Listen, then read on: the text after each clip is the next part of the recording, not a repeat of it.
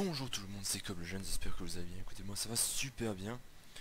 Aujourd'hui on se retrouve pour une nouvelle vidéo qui vient un peu tardivement, qui va porter sur un nouveau set, cette fois sur un sorcier donc orienté vers la vigueur.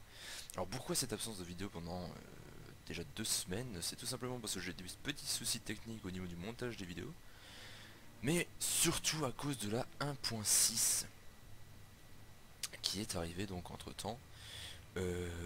Ça a mis assez de temps à trouver un bon set, à pouvoir l'utiliser, à voir un peu comment le jouer efficacement, voir le DPS que ça fait et voir tout simplement comment on s'en sort. Donc, j'ai finalement trouvé une solution, elle est pas trop dégueulasse, c'est pas la meilleure. J'ai essayé le sorcier magie, j'ai encore regardé les sets, j'essaierai de faire une vidéo si l'envie m'en vient, mais actuellement pour moi le sorcier vigueur est plus intéressant à jouer, sachant que le sorcier magie est juste injouable du fait qu'il faut jouer avec les pets en groupe, quand vous êtes en groupe et qu'il y a différents packs de mobs, c'est juste une horreur à le diriger. Et en épreuve, le sorcier magie est absolument inutile. Le sorcier vigueur étant un tout petit peu plus utile, on va dire, en épreuve, même si, encore une fois, les sorciers sont très mauvais en ce moment depuis la 1.6. Donc, ce sorcier là, donc c'est un sorcier DPS vigueur, donc il va être basé sur la survivabilité et sur le DPS. Donc sur le DPS on tourne à peu près 6, 7, 8, 9 et si les critiques veulent bien passer 10k de DPS. En groupe quand vous êtes sur des packs de mobs, je suis déjà monté jusqu'à 25k sur des bons gros packs de mobs. Après j'étais en groupe, hein, donc j'étais avec des healers qui savaient pardon, healer, donc ça passait beaucoup mieux. Mais j'ai pu atteindre les 25k sur un pack de mobs. Donc, on va tout de suite regarder au niveau des attributs. Donc, ici il faut pouvoir prendre en compte que je n'ai absolument aucun enfin buff pardon, aucun buff d'actif, c'est-à-dire que tous les chiffres que vous voyez ici sont faits sans buff, sans rien. Donc en magie j'atteins les 9k, santé 18k, vigueur 16,8k, dégâts des sorts ce qui est absolument inutile, nous sommes à 1400, critique magique 10%, inutile aussi, résistance au sort 10k, la magie nous sommes à 565, régénération de santé 380, régénération de vigueur 683, dégâts des armes qui est déterminant pour faire du DPS pour la 1.6 2637, chance de critique physique 32,6%, et l'armure nous sommes à 11k. Au niveau des points d'attribut, donc j'en ai mis 58 en santé et 4 en vigueur, tout simplement pour avoir assez de santé pour pouvoir tenir lorsque l'on va foncer au milieu des packs de mobs. Et enfin, avec une récupération de santé qui est pas une récupération pardon, de vigueur qui est pas trop dégueulasse. Donc on verra ensuite au niveau des compétences, l'inventaire. Au niveau des points champions. Donc au niveau des points champions, j'ai un peu farmé, je suis actuellement à 85 points champions. Donc au niveau des points champions, pardon, voilà, je reviens. Donc au niveau de la vigueur, donc j'ai mis 13 points dans la tour. Donc la tour avec les 13 dans Seigneur de guerre, donc qui réduit de 4,7% le coût en vigueur des sorts et compétences. Du côté de l'amant, j'en ai mis donc 3 dans ténacité, donc qui augmente de 1,9% la quantité de magie et de vigueur que rendent vos attaques lourdes. Donc à utiliser quand vous êtes en chien au niveau de la vigueur et que vous avez besoin d'en récupérer. Par exemple sur un boss qui dure un peu trop longtemps, vous faites l'attaque lourde et vous récupérez pas mal de vigueur. Ensuite donc 4 points en bonne santé, donc qui augmente la récupération de santé de 2,6%. Et enfin 7 dans inconscience qui augmente de 3,9% notre récupération de vigueur. Du côté de l'ombre, j'en ai mis un seul dans le coup en vigueur, des roulis boulis, des libérations, c'était un petit test. Ensuite donc, du côté du mage, donc 2 points dans l'apprenti, donc dans expert élémentaire, donc qui augmente les dégâts de feu, de froid et de foudre de 1,6%. J'en ai mis 11 ensuite au niveau de 13 pardon, au niveau de l'Atronac, dont 11 dans expertise à l'épée, donc forcément.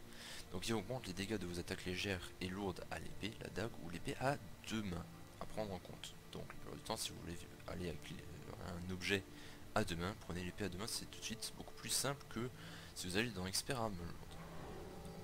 Donc ça augmente les dégâts de vos attaques légères et lourdes à l'épée, la dague ou l'épée à 2 mains de 5,7%. Encore 2 à l'arc qui augmente les attaques lourdes et légères de 1,6%. 13 également dans le rituel avec 8 en puissance, donc augmente les dégâts physiques de 4,3%. Et dans percé qui augmente la quantité d'armure que vos attaques physiques ignorent de 3,1%. Au niveau donc du guerrier, donc ces trois là, donc j'en ai mis 16 au niveau du destrier, tous en spécialisation armure lourde, ce qui permet d'avoir une armure qui augmente l'armure de 4,7% lorsque vous portez au moins 5 éléments d'armure moyenne.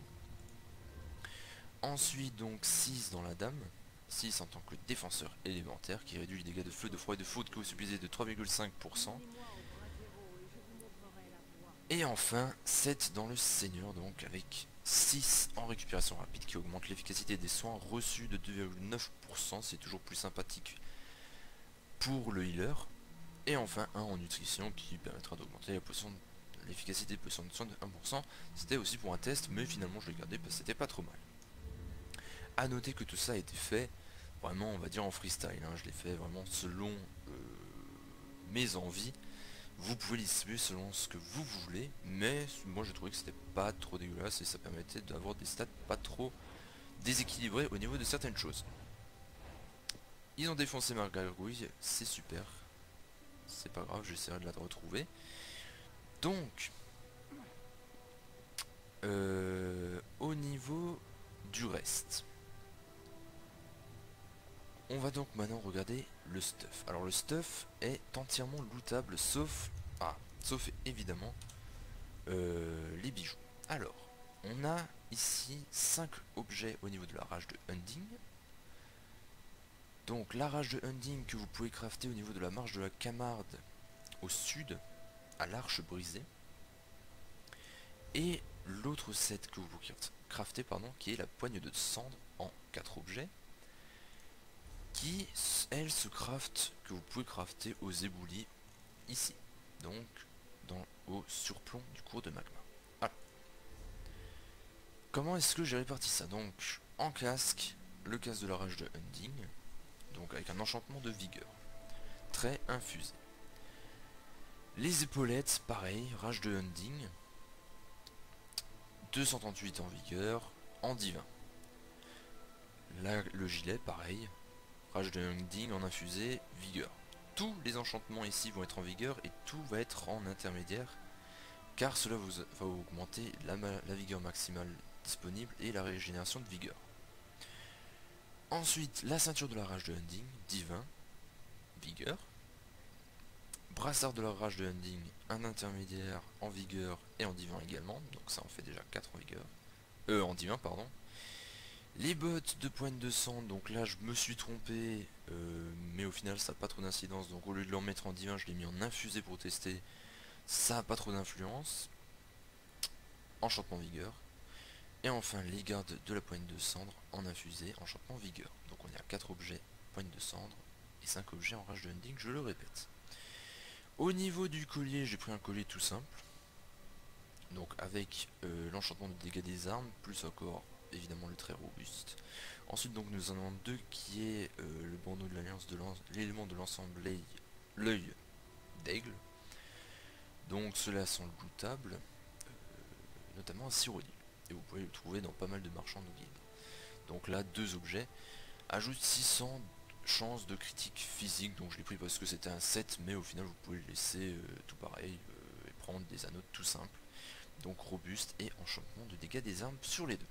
Enfin donc on a les 2 épées de la poigne de cendre. Donc là, dégâts de feu dus à ma classe d'elfe noir qui augmente les dégâts de feu de 5%. Donc j'ai fait en enchantement de feu, libre à vous de mettre foudre ou gel, ou même récupération de vigueur comme ça si vous le souhaitez. D'ailleurs j'essaierai bientôt de mettre sur une épée le feu et sur l'autre de la récupération de vigueur. Je vais tester pour voir si c'est viable. Je le dirai dans une prochaine vidéo. Et enfin donc l'arc de la poigne de sang, donc qui aussi en feu, lesté qui augmente la vitesse d'attaque de l'arme. Là je l'ai mis en infusé pour avoir plus de dégâts au niveau du feu. Au niveau des compétences. Alors au niveau des compétences, plusieurs choses. Donc première barre, la barre des deux épées. L'armement lié, donc qui est un morphe de l'armure liée. Donc ça va nous permettre d'avoir déjà un morph de résolution mineure qui va augmenter notre armure de 960, mais surtout qui va augmenter les dégâts de nos attaques lourdes de 11% et qui va augmenter la vigueur maximale de 8%. Ce sort reste tout le temps, donc il sera mis dans les deux barres. Surtension critique, donc là on a brutalité majeure et augmente les dégâts des armes. Donc on a les dégâts des armes qui sont augmentés de 20% pendant 20 secondes. Donc toutes les attaques qui utilisent l'arme sont, impactées. Donc à savoir aussi coup rapide et l'arme tournoyante que je expliquerai après. Et pendant que cette compétence est active, les critiques vous soignent de 60% des dégâts infligés. Donc là on est sur la survivabilité pure et simple, décidément j'ai toujours du mal à le dire. Ensuite donc coup rapide pour le mono-cible, donc ça nous permet de faire en coup relativement rapide 1042 5 fois et enfin 2954 sur le coup final. Et chaque coup diminue les dégâts du coup suivant de 2%. Donc ça impacte moins, on peut quand même le faire plusieurs fois de suite. On peut le spam. L'arme tourbillonnante, donc celui-là c'est l'AOE par excellence, donc ça va faire tourner votre personnage et qui en rond, et donc il va infliger 2411 points de dégâts de physique aux ennemis proches jusqu'à plus 100% de dégâts supplémentaires contre les cibles qui ont déjà perdu de la vie. Et ça nous rend également 128 vigueur toutes les 2 secondes pendant 10 secondes et augmente de 65%, donc 65% les fameux gain de vigueur, donc de 65% par ennemi touché. Donc plus il y a d'ennemis, plus vous recevez de vigueur et plus vous pouvez spammer le sort. Très efficace, c'est avec notamment ce sort là que j'ai réussi à atteindre les 25k sur les packs de mode. Et enfin, présence foudroyante. Donc là ça augmente l'armure et la résistance au sort pendant 22 secondes. Et tant que cette compétence est active, les ennemis proches subissent 263 points de dégâts de foudre à chaque seconde, sachant que le sort dure 22 secondes, je vous laisse faire le calcul. En ultime, donc on a Obléclat parfait. Pourquoi Obléclat? Alors je l'utilise pas du tout en fait, mais c'est surtout pour son passif, c'est-à-dire que lorsque la compétence est dans cette barre, les dégâts des armes sont augmentés de 8%. Donc vous avez celui-ci qui augmente de 8%, plus encore celui-ci qui augmente de 20% quand vous l'avez activé. Donc c'est un coût non négligeable. Pardonnez-moi. Ensuite, deuxième barre, celle de l'arc, armement lié, pareil, on reste sur cet armement pour le garder actif lorsqu'on fait le changement d'arme. Deuxièmement, donc l'arc flèche mortelle, donc ça permet d'infliger 6199 points de dégâts de poison, et ça applique l'effet empoisonné, qui va donc faire des dégâts à l'ennemi pendant un certain nombre de secondes. Toujours, moi je l'utilise souvent en PVP ou alors lors d'un combat de boss. À savoir que l'arc, celui-ci, à l'utiliser seulement lorsque vous avez un boss qui est un peu compliqué ou qu'il faut attaquer à distance. Mais le DPS est beaucoup moindre que par rapport aux deux armes. Injection de poison, donc ça tire une flèche imprégnée de poison, donc qui afflige 248 points de dégâts de poison direct, plus encore 3930 points de dégâts de poison supplémentaires pendant 10 secondes. Et donc les dégâts sur la durée sont augmentés contre les ennemis qui ont moins de 50% de santé. Donc ça peut être intéressant sur certains boss. Enfin, gros calibre, donc là, sans aucun double sens au niveau de ce mot. Donc, qu'est-ce que ça fait? Donc ça fait une flèche explosive qui inflige 3114 points de dégâts de physique, plus, plus qui repousse votre personnage de 6 mètres en arrière, et désoriente encore la cible pendant 5 secondes. Et donc l'attaque repousse aussi l'ennemi de 6 mètres. Donc en clair, vous avez un gain de 12 mètres par rapport à votre ennemi. C'est pas plus mal quand vous avez un ennemi qui tape très fort au corps à corps. Vous pouvez le dégager assez loin. Et enfin Pacte Noir, qui est donc aussi également un morph, qui permet en fait de récupérer 196 de santé et 2016 de vigueur en échange de 1547 points de magie par seconde. En ultime, donc j'ai mis Météore, donc c'est le meilleur, il fait 7093 points de dégâts de feu à tous les ennemis dans la zone, et ça les fait sauter également. Et après l'impact, donc les ennemis dans la zone subissent 2262 points de dégâts de feu par seconde pendant 11,8 secondes. La gargouille, j'espère qu'il va pas s'en occuper. Voilà. Donc, ils attaquent la gargouille, c'est super, c'est celle que je voulais. Bon, c'est pas grave, on va continuer, on va aller sur l'autre. Donc, on va faire un petit comparatif. Donc déjà, on va monter là pour éviter les packs d'ennemis, parce que j'ai pas que ça à faire. Donc, il faut aussi également savoir que le set est très porté sur les potions. Donc le plupart du temps, moi j'utilise cette potion donc, qui rend de la santé. Pardon, de la santé, n'importe quoi, de la vigueur. Donc c'est du rang 5, hein, ça rend instantanément 4546 de vigueur. Et ça confère encore endurance majeure qui augmente la régénération de vigueur de 20% pendant 18 secondes. Donc, ensuite, je pense que j'ai tout dit. Donc, première chose à faire déjà, qu'il faut jamais oublier, c'est on active l'armement lié. Donc, une fois l'armement lié pris en compte, ils vont faire la gargouille, ça va m'énerver. Donc, une fois l'armement pris... Oh putain, mais super. Bon, on va se barrer. Décidément, je pensais que le coin était tranquille, comme par hasard, j'arrive au moment où il y a des aventuriers qui viennent. Super, c'est parfait. Donc, je disais, avec l'armement lié, on se retrouve donc au niveau des stats à 18k et 138. Donc 18 138 de vigueur. Très bien, il y a des gens qui me parlent, je m'en fous. Ensuite donc, la vigueur, l'armure aussi qui a augmenté à 12k. Ensuite ce qui va se passer, c'est qu'on va faire surcharge et ensuite vous activez la forme de foudre. Ce qui fait que là vous montez à plus de 3000 de dégâts des armes et à plus de 17 000 au niveau des armes. Donc ce qui se passe, c'est que vous faites ces deux là et ensuite vous foncez directement sur la gargouille. Donc le truc qui est intéressant, c'est que les deux morphes que je viens de faire, donc surtension et forme de foudre, durent 15 secondes. Donc vous avez largement le temps de voir venir. On va tout de suite le faire. Surtension, forme de foudre, il est là, et là on fait donc la troisième compétence. Et on y va. Attention, le truc est fait sans ultime. Sinon ça ne reflète pas exactement ce que je veux faire. Donc là j'ai dû parer. Donc on est à 5K. Alors là ça descend. Pourquoi ça descend? Parce que je reçois des dégâts sur la durée. Donc forcément ça le descend. Mais il faut regarder le taux de dégâts à la fin du combat. On va essayer de trouver une autre gargouille. Histoire de vous montrer un peu plus en détail. Non? Bon d'accord. On va tenter sur ces gens là. On va le tenter.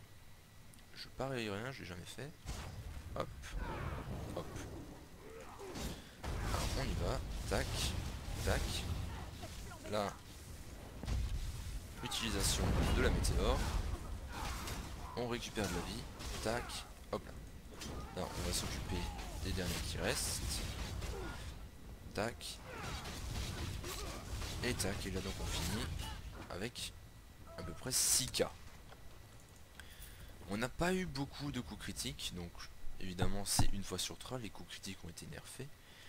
Mais on atteint des taux en donjon qui sont assez intéressants. Là comme dit, je le fais à Redlorn sur une zone qui est totalement sauvage, où les mobs sont pas forcément au niveau maximum. Là, ils sont rang 11. Je ferai des vidéos en donjon où là vous pourrez plus vérifier la puissance du set.